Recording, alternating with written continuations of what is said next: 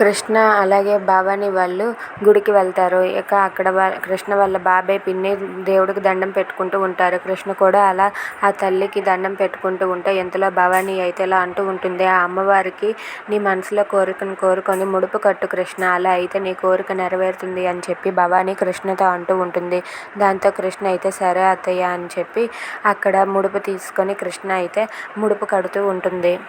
కృష్ణ అలా ముడుపు కడుతూ ఉండగా ఇంతలో భవానీకి అయితే ఫోన్ వస్తుంది. ఎవరు అని చెప్పి లిఫ్ట్ చేయగానే రేవతి భవానీకి ఫోన్ చేసి, అక్క నీకు విషయం చెప్పాలక్క అని చెప్పి అంటుంది. ఏంటి రేవతి, ఏమైంది అని చెప్పి భవానీ అంటుంది.